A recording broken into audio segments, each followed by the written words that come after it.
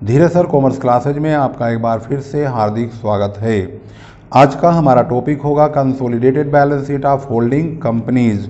जैसे कि आप स्क्रीन पर देख रहे हैं MCQ based problem BCom final के स्टूडेंट्स के लिए। जैसे कि आप लोगों को पता है बीकॉम फाइनल ईयर के स्टूडेंट्स के एग्जाम एमसीक्यू बेस्ड हो रहे हैं और उसी सीरीज में हम एमसीक्यू बेस्ड इस वक्त consolidated balance sheet of holding companies को लेकर के आए हैं। इसकी रिक्वायरमेंट बहुत दिनों से चल रही है, बहुत सारे बच्चे कमेंट कर रहे हैं और इस प्रकार की जो कमेंट आपने की है उसके लिए मुझे आपका बहुत आभार है, बहुत धन्यवाद है कि आप लोगों ने मुझे प्रेरित किया कि हम इस चैप्टर पर भी वीडियो बनाकर आप लोगों को दें। तो चलिए शुरू करते हैं। सबसे पहले ये जानना बहुत ज़रूरी है कि आखिर होल्डिंग कंपनी और सब्सिडरी कंपनी है क्या चीज़, जिसके आधार पर हम इस चैप्टर के तमाम प्रश्नों को सॉल्व करेंगे। जैसे कि यहाँ पर आप देख रहे हैं ये है एक्स लिमिटेड, यहाँ से हम शुरू करेंगे। ये एक्स लिमिटेड ने यहाँ पर वाई लिमिटेड नाम की दूसरी कंपनी है। इस कंपनी को एक्स लिमिटेड ने खरीदा है, लेकिन इसके समस्त हिस्से को न खरीद के इनके पास मान लेते हैं 10,000 शेयर है, 10,000 शेयर्स हैं। अगर 10,000 शेयर्स हैं तो होल्डिंग कंपनी बनाने के लिए, यानी जो एक्स लिमिटेड है ये कंपनी वाई लिमिटेड के कम से कम 51% शेयर को परचेज करेगी। यानी इनके 10,000 में से कम 5100 शेयर, इससे ज़्यादा खरीद ले कोई दिक्कत नहीं, लेकिन कम से कम जो है 5100 यानी कि 5100 शेयर्स जो है वाई लिमिटेड के खरीदे जाएंगे एक्स लिमिटेड के द्वारा। अगर ऐसा होता है तो एक्स लिमिटेड बन जाएगी होल्डिंग कंपनी, क्योंकि इसने होल्ड कर लिया, और ये वाई लिमिटेड बन जाएगी सब्सिडरी कंपनी यानी सहायक कंपनी। हिंदी में इसको सूत्रधारी कंपनी और इसको सहायक कंपनी के नाम से जाना जाएगा। अब सवाल ये उत्पन्न होता है कि इनके पास एक्स लिमिटेड जो होल्डिंग कंपनी है ये अगर वाई लिमिटेड के 51% से ज़्यादा शेयर को परचेज कर लेती है तो इसका संपूर्ण अधिकार वाई लिमिटेड पर हो जाएगा और वाई लिमिटेड के तमाम डिसीजन, मैनेजमेंट की पूरी व्यवस्था और पूरा प्रशासनिक व्यवस्था, सभी चीज़ों पर पूरा कंट्रोल एक्स लिमिटेड का हो जाएगा। इसके बाद यह जानना बहुत ज़रूरी है कि अगर इन्होंने वाई लिमिटेड वालों के शेयर्स को अगर होल्डिंग कंपनी एक्स लिमिटेड वालों ने खरीदा है तो तारीख क्या है, कितनी तारीख को खरीदा, इसमें तारीख का बहुत ज़बरदस्त रोल होता है। उस रोल को हम क्वेश्चन के सपोर्ट से समझेंगे। इस वक्त आपको ये जानना बहुत ज़रूरी है कि होल्डिंग कंपनी और सब्सिडरी कंपनी होती क्या है, इनको हम कैसे समझेंगे कि ये होल्डिंग कंपनी है और ये सब्सिडरी कंपनी है। बाकी की कहानी तो हम सवाल जब करेंगे तो समझते चलेंगे आराम से, कोई प्रॉब्लम नहीं है। लेकिन आपको होल्डिंग और सब्सिडरी की स्टोरी मुझे उम्मीद है कि अब आप समझ गए होंगे। अब हमारे सामने क्वेश्चन स्टार्ट होता है एमसीक्यू बेस्ड प्रॉब्लम। तो हम इसकी एमसीक्यू बेस्ड प्रॉब्लम एक एक करके लेंगे और थ्योरी और न्यूमेरिकल दोनों को आपको समझाते हुए चलेंगे। इसका मल्टीपल चॉइस क्वेश्चन नंबर 1 आपकी स्क्रीन पर ये रहा। When one company purchased more than 50% shares of another company, वही सिचुएशन है जो मैंने यहाँ पर बताया है। अगर कोई कंपनी किसी दूसरी कंपनी के 50% से ज़्यादा अंशों को खरीदती है, the purchasing company become to another company as, तो खरीदने वाली जो कंपनी है वह दूसरी कंपनी की क्या होती है। तो सिंपल सी बात है, यहाँ पर 51% या 51% से ज़्यादा शेयर को अगर एक्स लिमिटेड खरीद लेते हैं तो एक्स लिमिटेड बन जाते हैं होल्डिंग कंपनी। तो यहाँ पर सूत्रधारी कंपनी बन चुके हैं। तो इसका जो सही जवाब है वो है ए। तो अब आप समझ गए हैं, इसका जवाब हो चुका है क्लियर। अब हम बात करेंगे क्वेश्चन नंबर 2 की। यहाँ पर A limited 55% 55% shares B limited की परचेज कर लेती है, यानी ले लेती है, होल्डर बन जाती है। तो ए लिमिटेड क्या है? तो यहाँ पर ए लिमिटेड भी होल्डिंग कंपनी हो चुकी है। तो यहाँ पर लिखेंगे A limited is holding company. Question number 3 में लिखा है subsidiary company is defined in which section of the companies act 2013। Subsidiary company को कंपनी अधिनियम 2013 की किस धारा में परिभाषित किया गया है? तो इसका जो सही जवाब है वो है सेक्शन 2 सबसेक्शन 87, यानी धारा 2 सबधारा 87 में इस बात का उल्लेख किया गया है कि सहायक कंपनी क्या होती है। क्वेश्चन नंबर है 4, holding company is defined in which section of companies act 2013। Holding company को कंपनी अधिनियम 2013 के किस धारा में बताया गया है? तो क्वेश्चन नंबर 4 का सही जवाब है सेक्शन 2 सबसेक्शन 46। तो इसका सही जवाब है धारा 2 सबधारा 46 में इस बात का उल्लेख किया गया है। यहाँ पर हमने क्वेश्चन नंबर 3 का आंसर सेक्शन 2 सबसेक्शन 87 यानी ए बताया है और इसका हमने सी बताया है। इसको एक बार वेरीफाई कर लेते हैं तब आगे बढ़ते हैं। तीसरा और चौथा, नहीं तो आप लोग सोचेंगे कि सर बताए जा रहे हैं यार सही है गलत कैसे वेरीफाई हो। तीसरे का ए, चौथे का सी, तीसरे का ए, चौथे का सी। इसके बाद आता है क्वेश्चन नंबर 5। तो क्वेश्चन नंबर 5 को देखेंगे तो इसमें लिखा है B limited is a subsidiary of A limited, यानी बी जो है ए की सब्सिडरी कंपनी है, यानी सबसे ऊपर ए है उसकी सब्सिडरी कंपनी है बी लिमिटेड। फिर आगे कहा गया सी लिमिटेड सब्सिडरी है बी लिमिटेड की, यानी कि बी के नीचे सी आता है तो सी जो है बी लिमिटेड की सब्सिडरी कंपनी है। इसका मतलब साफ है कि ए लिमिटेड जो है ये पेरेंट कंपनी हो गई, ये इन दोनों का माई बाप समझ लीजिए है, क्योंकि इसने इसको होल्ड किया हुआ है तो इसने इसको किया है, तो बी और सी पर पूरा अधिकार ए का हो चुका है। अब सवाल क्या उत्पन्न होता है, क्वेश्चन क्या पूछा गया? क्वेश्चन में पूछा गया विच of the following statement is untrue. Untrue माने असत्य। इसमें कौन सा स्टेटमेंट असत्य है यानी गलत है? तो लिखा है ए लिमिटेड और सी लिमिटेड में कोई रिलेशनशिप नहीं है। ए लिमिटेड और सी लिमिटेड में कोई रिलेशनशिप नहीं है, तो ये तो यही असत्य हो गया, क्योंकि ए लिमिटेड ने तो बी और सी दोनों को एडॉप्ट कर रखा है, क्योंकि इनका बी का और सी का ही दोनों का पेरेंट कंपनी ए लिमिटेड ही है, तो इनका तो रिलेशनशिप है। इसके बाद बोला गया यानी ये अनट्रू है, इसका सही जवाब है ए। फिर भी हम आगे पढ़ लेते हैं तो सही क्या क्या और है। ये तो सही जवाब नहीं है, मतलब कि इसका जो हमारा आंसर है असत्य, असत्य जो है वो ए ही है, क्योंकि इन्होंने बोला है कि ए और सी में कोई रिलेशन नहीं है जबकि रिलेशन है। दूसरा है B is the holding company of C, ये तो सही है क्योंकि बी सी की होल्डिंग कंपनी है। सी जो है सब्सिडरी है ए की, सी जो है सब्सिडरी कंपनी ए की है, सही बात है, क्योंकि ए ने जब बी को ले रखा है होल्ड किया है तो बी ने सी को लिया है, तो ए तो पेरेंट हो गया, तो इसलिए ए की सब्सिडरी कंपनी बी और सी दोनों ही हो गई। इसके बाद आता है A limited is the parent company. A limited parent company है तो मैंने पहले बताया सत्य वचन है।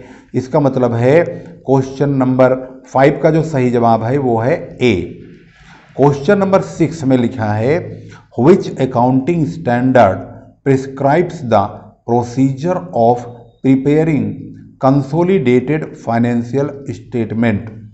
फाइनेंशियल स्टेटमेंट जो कंसोलिडेटेड बनता है उसको बनाने के लिए किस प्रकार के अकाउंटिंग स्टैंडर्ड में, एएस दिया हुआ तो अकाउंटिंग स्टैंडर्ड है ये, किस प्रकार के अकाउंटिंग स्टैंडर्ड में इसको बताया गया है।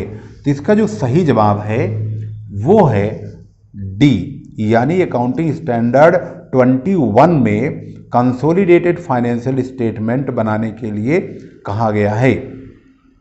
Main feature of holding company का क्या है, होल्डिंग कंपनी के मुख्य विशेषताएं क्या है। एलिमिनेशन ऑफ म्यूचुअल कंपटीशन, हम होल्डिंग कंपनी इसलिए बनाते हैं, उसकी पहली विशेषता है कि म्यूचुअल आपसी जो कंपटीशन है वह खत्म हो जाता है, यानी कम हो जाता है, यह सही बात है।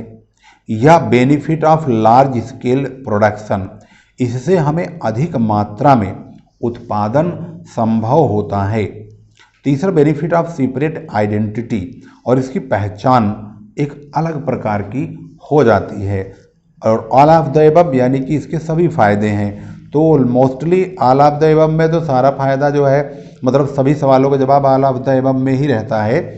जब भी क्वेश्चन का ये ऑप्शन आता है तो समझ लो ऑल ऑफ एबव होता ही होता है।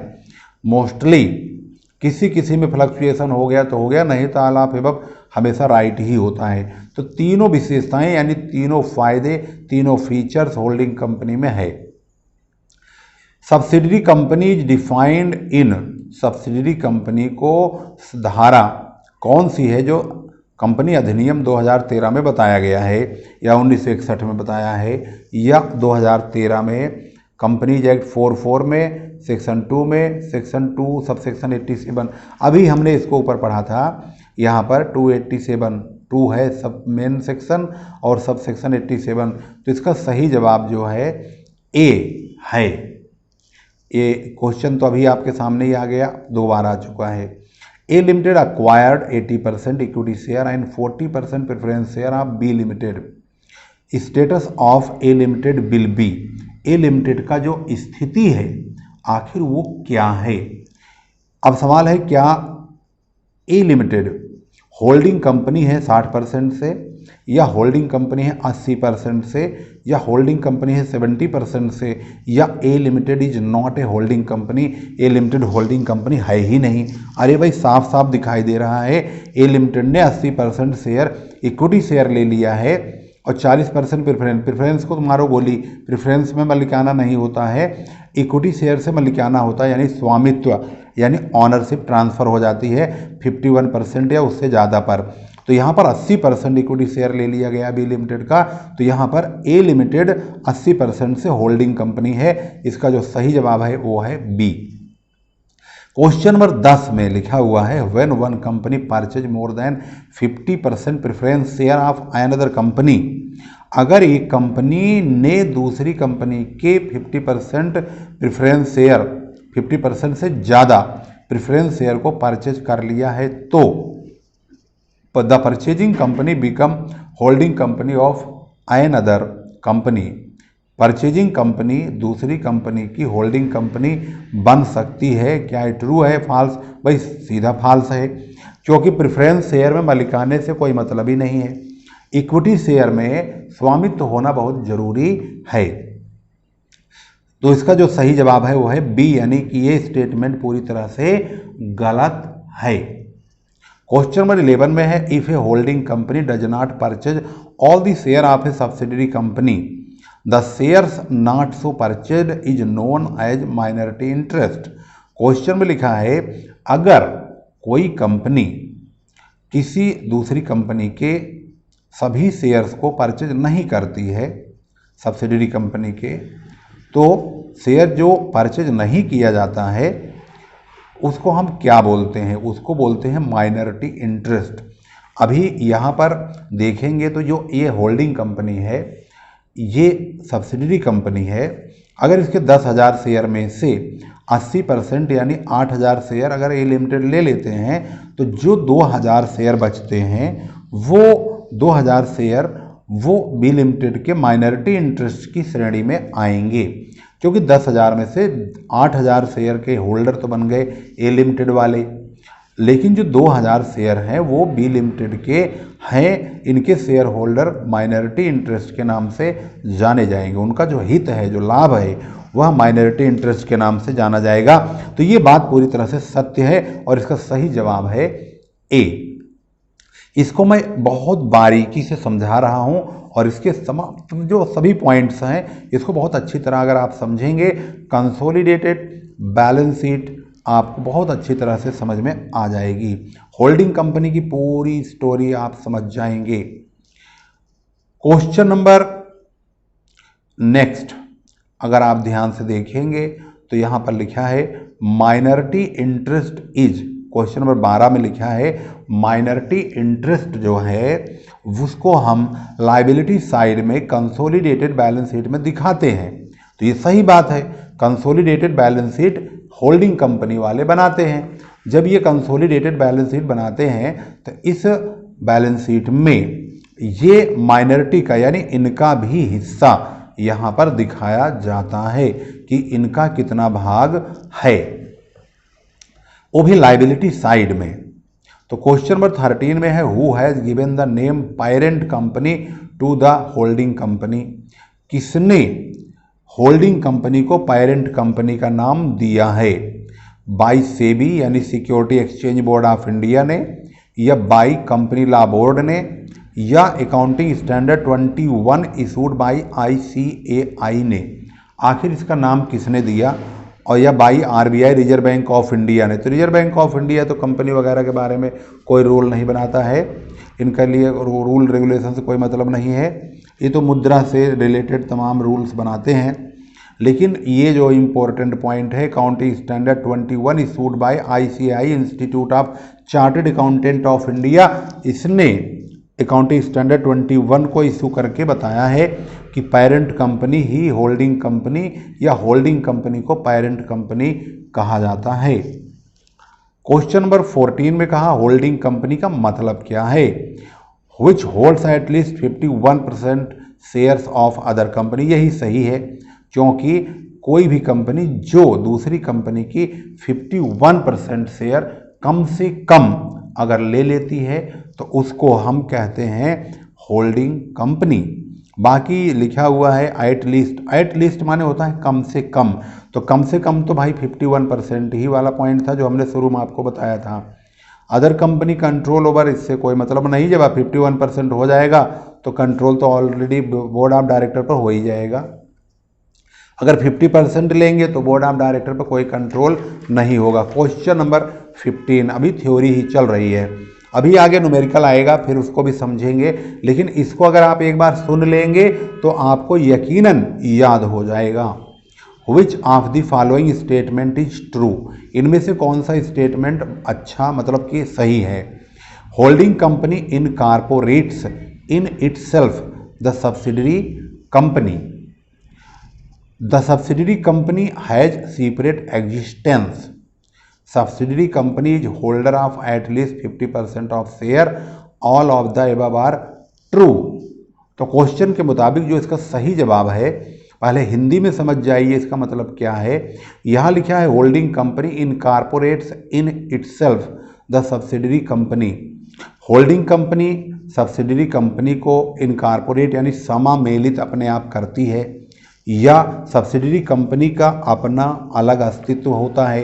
तो ये सही है, यही सही है पॉइंट नंबर बी, यानी सब्सिडरी कंपनी का अपना अलग अस्तित्व होता है।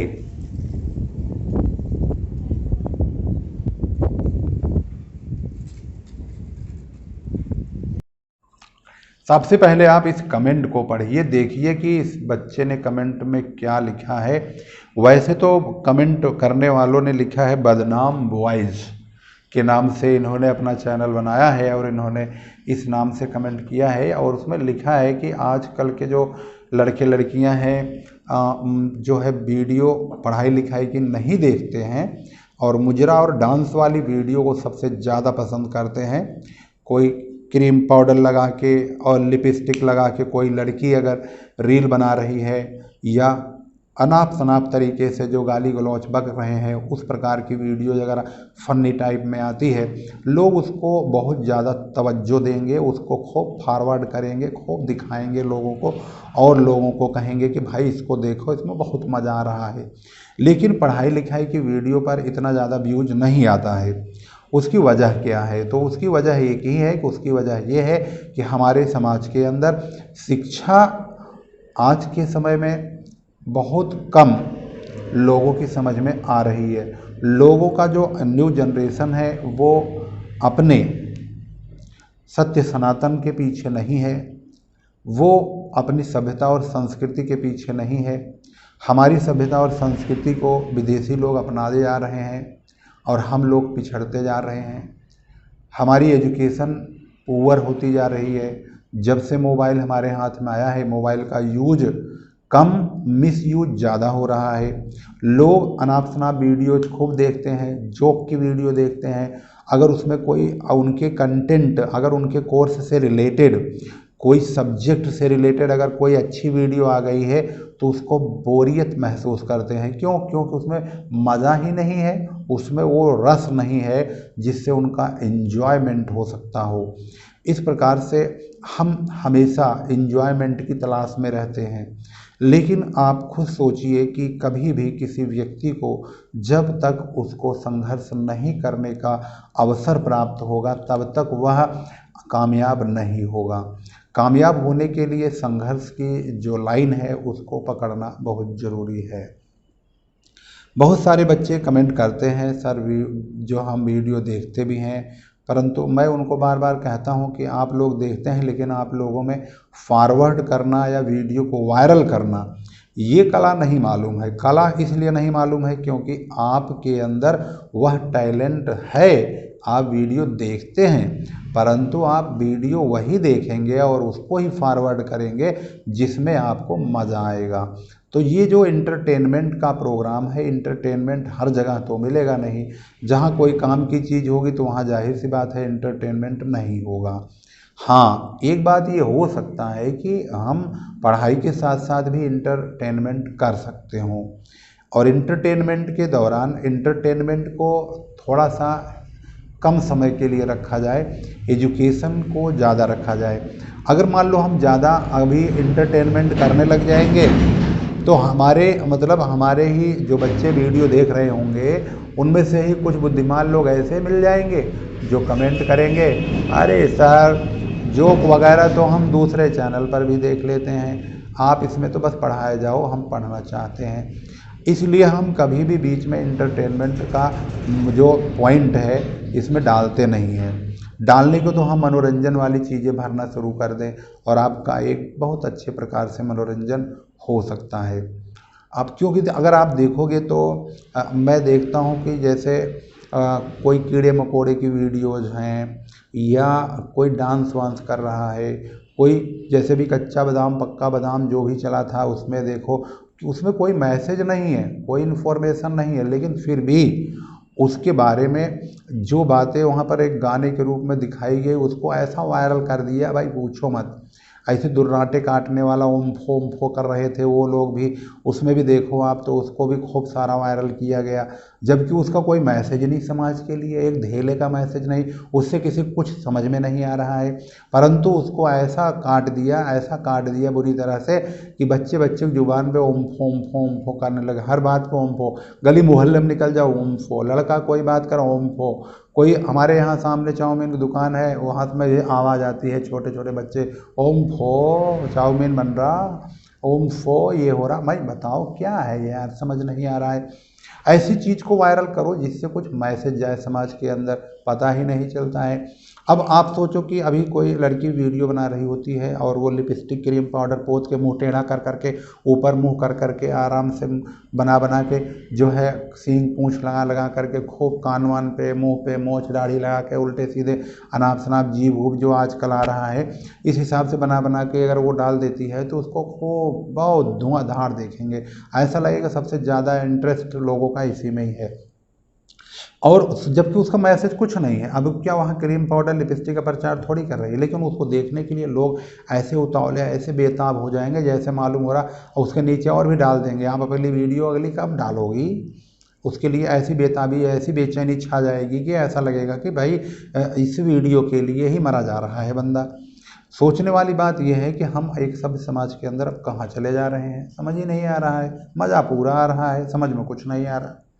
इसका मतलब ये होता है कि इंटरटेनमेंट भरपूर चाहिए लोगों को, मनोरंजन मनोरंजन और मनोरंजन। हमारा मकसद यही है कि हम आपको शिक्षा से रूबरू करवाते रहें, शिक्षा से अवगत कराते रहें, और आप भी अच्छी अच्छी शैक्षणिक चीज़ें अपने कमेंट में डालते रहें और हमें भी सुझाव देते रहें। हम अपने जो बच्चों को किस प्रकार की नॉलेज प्रोवाइड करें जिससे कि देश का, समाज का, राष्ट्र का विकास हो सके और लोग तरक्की कर सकें। आजकल रोजगार, बेरोजगारी, ये सब मुद्दे बहुत ज़्यादा चल रहे हैं। मैं उम्मीद करता हूं कि आप लोगों को मेरी तमाम बातें समझ में आई होंगी और आप एक अच्छे सभ्य समाज की रचना करने में ज़रूर आगे आएंगे और अपना सहयोग देंगे। और शिक्षा वाली मतलब इस शैक्षणिक चीज़ें जो हैं, इस प्रकार की वीडियोज़ को अधिक मात्रा में वायरल करेंगे और इसमें अपना एक अहम भूमिका अवश्य अदा करेंगे।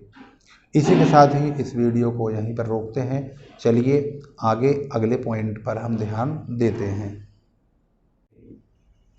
सब्सिडरी कंपनी मीन्स क्या होता है, विच कंट्रोल अदर कंपनी। ये तो गलत है, क्योंकि अदर कंपनी सब्सिडरी कंपनी कैसे कंट्रोल कर लेगी। The other company control over it's board of director, ये सही है, क्योंकि जब कोई होल्डिंग कंपनी बनती है तो वह किसी की सब्सिडरी मतलब कोई सब्सिडरी कंपनी का 51% या उससे अधिक शेयर को परचेज कर लेती है, तो उसके बोर्ड ऑफ डायरेक्टर्स पर ऑटोमेटिकली कंट्रोल हो जाता है होल्डिंग कंपनी का। इस प्रकार से इसका जो सही जवाब है वो है बी। 17 क्वेश्चन नंबर में holding and subsidiary companies keep books of accounts as पर। होल्डिंग और सब्सिडरी कंपनी अपने लेखा जोखा वाली जो पुस्तकें हैं उसको रखती हैं किस धारा के अंतर्गत। तो इसमें जो सही जवाब है सेक्शन 128 है या 129 है या 2011 है, मतलब 211 है या 208 है। तो 211 है या 208 है या ये इसमें से सही जवाब क्या है, तो इसका सही जवाब है सेक्शन 128।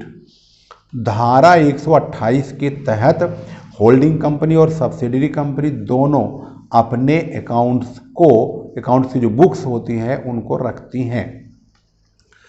इसके बाद है question number 18, pre acquisition profit in subsidiary company is considered as.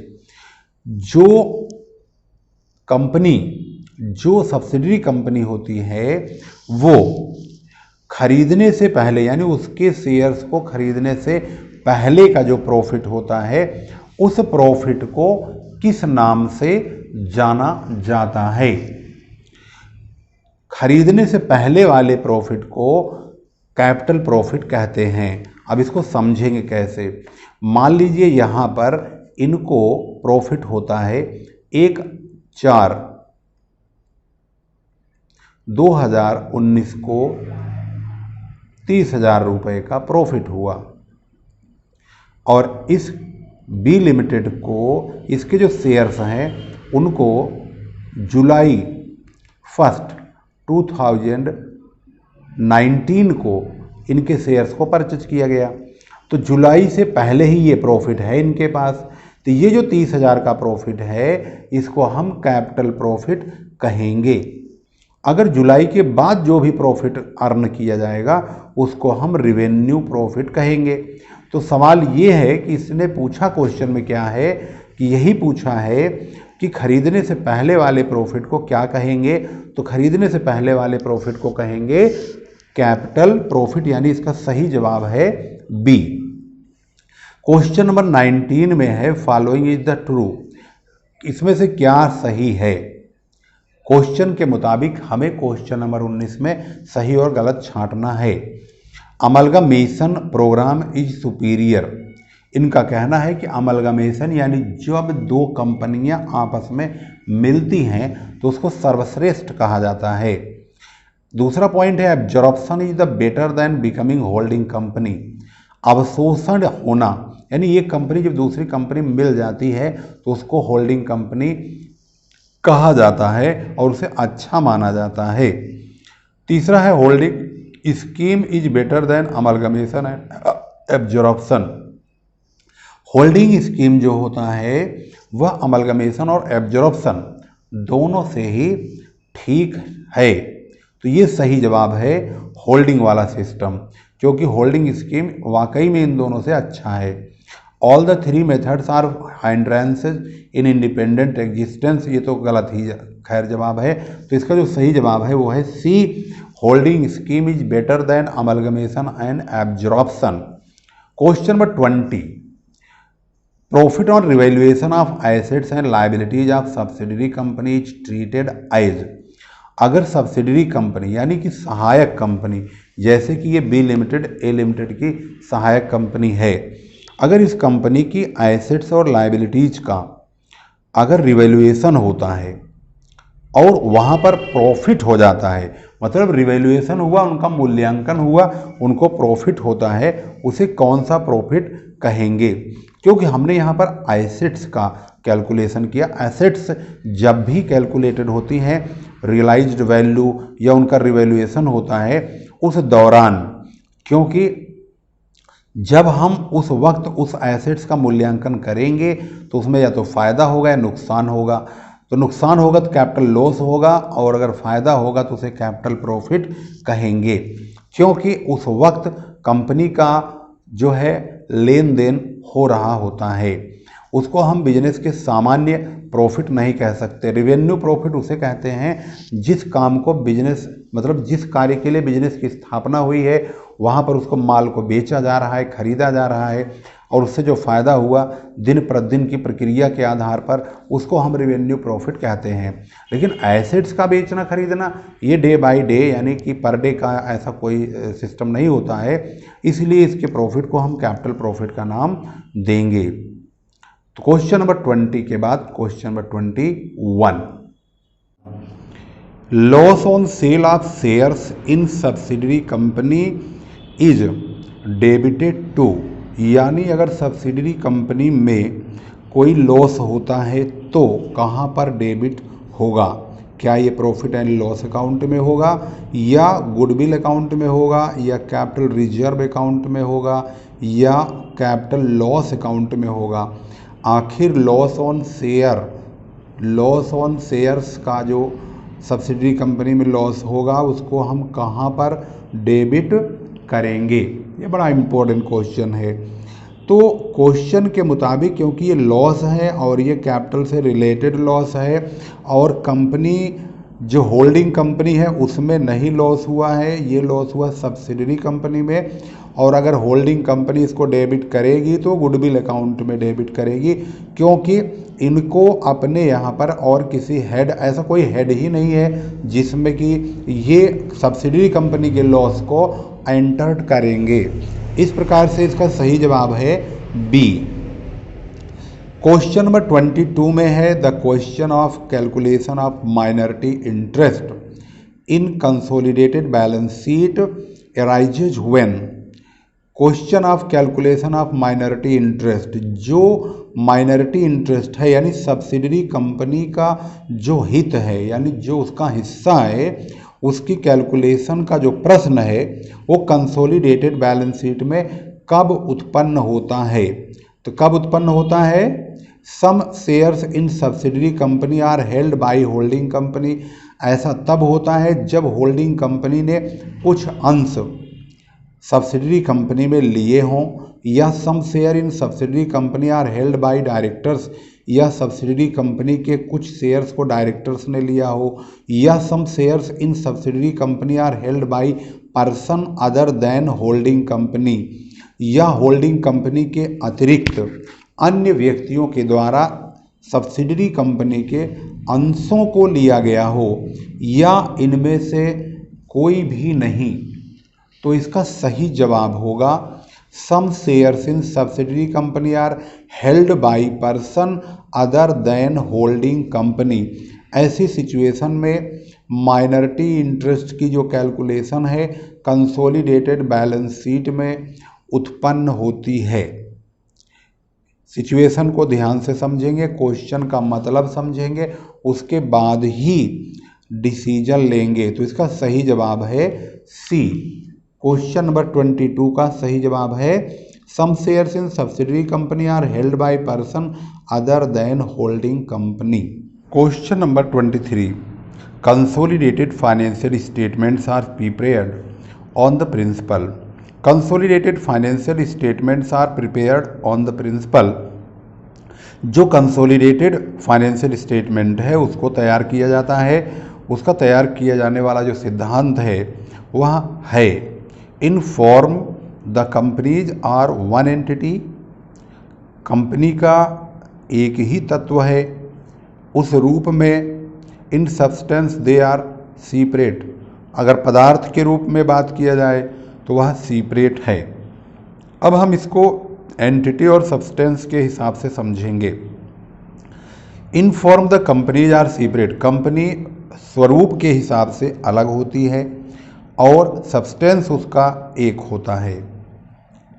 In form the substance the companies are one entity, substance के रूप में कंपनी का एक ही तत्व है। In form and substance the companies are separate, form और substance दोनों में कंपनी सीपरेट मानी जाती है। तो जो इसका सही जवाब है, क्योंकि अगर आपने इसकी डिफिनेशन पढ़ा होगा तो उसमें क्वेश्चन में लिखा है कि कंपनी जो होती है उसका निर्माण कानून के मुताबिक होता है और वह कानून के हिसाब से ही समापन भी होता है। उसकी अपनी एक लीगल एंटिटी होती है, सीपरेट एग्जिस्टेंस होता है और वह अपने नाम से जानी जाती है और उसको हम आर्टिफिशियल पर्सन कहते हैं। इस प्रकार से जो इस पर सुटेबल पॉइंट है वो है in form the companies are separate in substance they are one. इसका ये सही जवाब है बी। क्वेश्चन नंबर 24 में है which of the following statement is correct. इसमें से कौन सा स्टेटमेंट करेक्ट है। Minority interest shown in the consolidated balance sheet is the entity held by the outsiders in the subsidiary company. Minority interest consolidated balance sheet में यह दिखाता है कि इसमें जो एंटिटी इक्विटी का है, यानी जो इक्विटी का यहाँ पर समावेश किया गया है, इक्विटी के बारे में लिखा गया है, वह सब्सिडरी कंपनी में आउटसाइडर के द्वारा लिया गया है। या no holding company can become the subsidiary of another company, या कोई होल्डिंग कंपनी अन्य दूसरी कंपनी की सब्सिडरी कंपनी नहीं हो सकती। Revaluation of assets of subsidiary company always benefit holding company only. Revaluation जब संपत्तियों का होता है सब्सिडरी कंपनी का तो वह हमेशा बेनिफिट जो भी होता है वो होल्डिंग कंपनी का ही माना जाता है मात्र, या नॉन ऑफ द एबव। इसका कौन सा सही जवाब है। तो इसका सही जवाब सबसे पहला है, क्योंकि minority interest consolidated balance sheet में वही बतलाता है जो इक्विटी आउटसाइडर के द्वारा सब्सिडरी कंपनी में लिया जाता है। जैसे कि अगर आप यहाँ पर देखेंगे तो यहाँ पर ए लिमिटेड होल्डिंग कंपनी है, क्योंकि ये बाहरी कंपनी हो गई जो कि सब्सिडरी कंपनी के अंशों को परचेज कर लेती है, खरीद लेती है, तो ये आउटसाइडर हुई। जबकि इस कंपनी का कोई ऐसा अंदर का व्यक्ति नहीं है जो कंपनी के शेयर को खरीद करके कंपनी पर कब्जा जमा रहा हो, कंपनी को होल्ड कर रहा हो। ये आउटसाइडर है जिसने इसके शेयर्स को खरीदा और इस पर कंट्रोल कर लिया है। इस प्रकार से क्वेश्चन नंबर 24 समाप्त हुआ। 25 how the bonus shares received by a holding company from its subsidiary are accounted for its books. जो बोनस शेयर होते हैं जिसको होल्डिंग कंपनी प्राप्त करती है सब्सिडरी कंपनी से, उसको बुक्स में कहाँ लिखा जाता है? क्या उसको statement of profit and loss में हम क्रेडिट करते हैं, या इन्वेस्टमेंट सब्सिडी कंपनी अकाउंट में क्रेडिट किया जाता है, या credit to bonus share account में क्रेडिट होता है, या only the number of shares received as bonus are entered in investment in subsidiary company, या इसको नंबर ऑफ शेयर्स जो कि बोनस शेयर के रूप में प्राप्त हुए हैं उसको सब्सिडरी कंपनी में एक इन्वेस्टमेंट के रूप में मात्र मान लिया जाता है। तो इसका सही जवाब है D, only the number of shares received as bonus are entered in investment in subsidiary account. यहाँ पर सब्सिडरी कंपनी में जब बोनस शेयर प्राप्त होता है होल्डिंग कंपनी को, तो वह एक इन्वेस्टमेंट मात्र समझा जाता है, उसको इन्वेस्टमेंट की तरह समझते हैं, क्योंकि बोनस शेयर जो प्राप्त होता है वह प्रॉफिट का एक हिस्सा होता है। Question number 26, if subsidiary company incurs losses after acquisition of its shares by the holding company, how holding company will treat it in its books. अगर कोई सब्सिडरी कंपनी को लॉस हो जाता है जबकि वह किसी होल्डिंग कंपनी के द्वारा उसके शेयर्स को खरीदा गया है, ऐसी परिस्थिति में तो होल्डिंग कंपनी इसका ट्रीटमेंट अपनी बुक में कैसे करेगी? तो जवाब है make a provision for losses to the extent of its share. क्या वो अपने शेयर के लॉस के बराबर कोई प्रोविजन करेगी, या deduct from net value of assets in subsidiary, subsidiary company की जो एसेट्स प्राप्त हुआ है उसमें से इसको घटा दिया जाएगा, या deduct from the balance of its statement of profit and loss, इसको अपने प्रॉफिट एंड लॉस अकाउंट में यानी जो statement of profit and loss बनता है उसमें से घटा दिया जाएगा, या इनमें से कुछ भी नहीं होगा। तो इसका सही जवाब है deduct from the balance of its statement of profit and loss. इसका सही जवाब है सी, 26 का है सी सही जवाब। अब हम पहुंचते हैं क्वेश्चन नंबर 27 पर। How the losses of subsidiary company prior to acquisition of its shares by holding company are treated in holding companies book. How the losses of subsidiary company prior to acquisition of its share by holding company are treated in holding companies book. Question के मुताबिक subsidiary company में holding company के द्वारा shares को खरीदने से पहले अगर कोई लॉस हो गया है तो होल्डिंग कंपनी उसका लेन देन कैसे करेगी। यानी अगर इस कंपनी में, यानी ये सब्सिडरी कंपनी है, अगर इसमें कोई लॉस होता है, इसको शेयर को यानी जुलाई 1 को अगर ये शेयर खरीदा जा रहा है तो इसके शेयर्स को खरीदने से पहले अगर किसी प्रकार का लॉस हुआ है तो ये जो होल्डिंग कंपनी है जिसने इस कंपनी को परचेज किया, इसके शेयर्स को परचेज किया 51% से अधिक शेयर को, तो यहाँ के लॉस को ये होल्डिंग कंपनी है ये अपने यहाँ पर अपनी बुक में कैसे दिखाएगी। क्या इसके लिए प्रोविजन होगा इस लॉस के लिए? क्या इसको net value of subsidiary assets से एडजस्ट किया जाएगा, या इसको प्रॉफिट एंड लॉस स्टेटमेंट में डेबिट किया जाएगा, या इसके बारे में कोई भी एंट्री नहीं की जाएगी?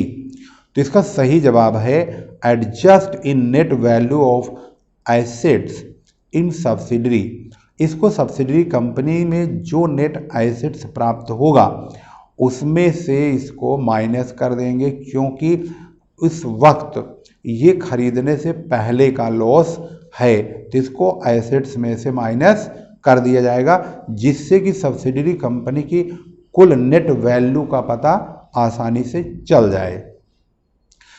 क्वेश्चन नंबर 28 में है which part of unrealise profit is adjusted.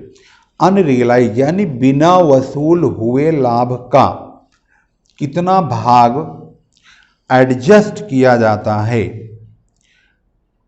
तो ये जो एडजस्ट करने का प्रोग्राम है ये एडजस्ट अगर किया जाता है तो ये कितना भाग यानी कौन से हिस्से का, क्या वो होल्डिंग कंपनी वाला एडजस्ट होता है या सब्सिडरी कंपनी का होता है या संपूर्ण रुपया अमाउंट जो होता है वो इंटायर अमाउंट एडजस्ट होता है या नो एडजस्टमेंट, या इसके बारे में किसी प्रकार का एडजस्टमेंट नहीं होता।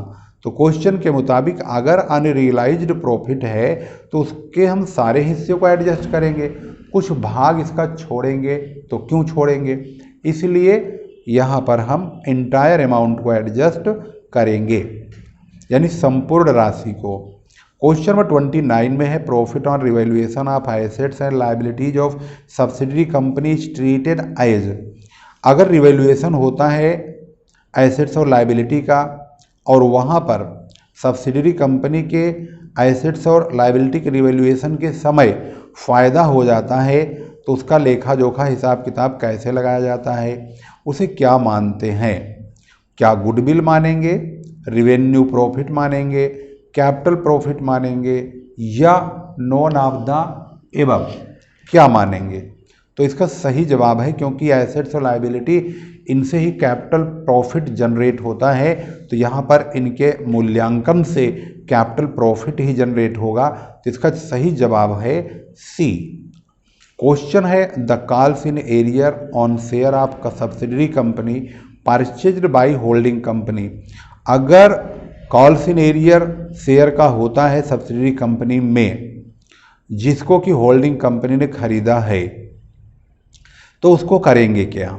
Added in current liability of holding company, क्या उसको होल्डिंग कंपनी के करंट लायबिलिटी में ऐड कर देंगे, या shown in the asset side, उसको एसेट साइड में दिखाएंगे, या इंक्लूड इन कंटिंजेंट लायबिलिटी, इसको कंटिंजेंट लायबिलिटी मान लेंगे, या is not shown in book of the holding company, या इसको होल्डिंग कंपनी में कहीं भी नहीं दिखाएंगे। तो इसका सही जवाब है, क्योंकि calls in arrear subsidiary company के शेयर्स का है जिसको होल्डिंग कंपनी ने खरीद लिया है, तो इसका सही जवाब होगा इसको कंटिंजेंट लायबिलिटीज में डाल दिया जाएगा।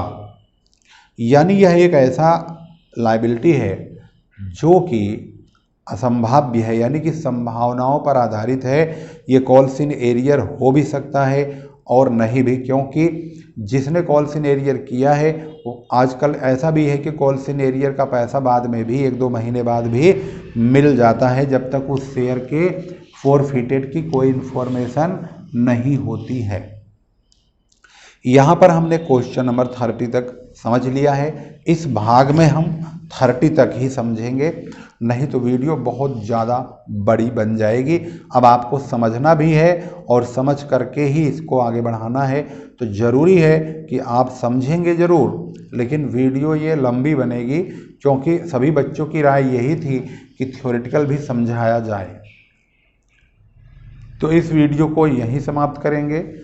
Next part second consolidated balance sheet वाले चैप्टर में हम दोबारा अपनी एंट्री दर्ज कराएंगे और क्वेश्चन नंबर 31 से वहाँ पर सॉल्यूशन आपके सामने रखेंगे। वीडियो को शेयर जरूर कीजिए, वीडियो को यहीं रोक दिया जाएगा। इसके बाद अगली पार्ट में ही हम 31 को लेकर आएंगे। वीडियो शेयर जरूर कीजिए, लाइक कीजिए और एक कमेंट भी दीजिए। यार मैं तो कमेंट के लिए परेशान होता हूँ, कमेंट बहुत कम आता है।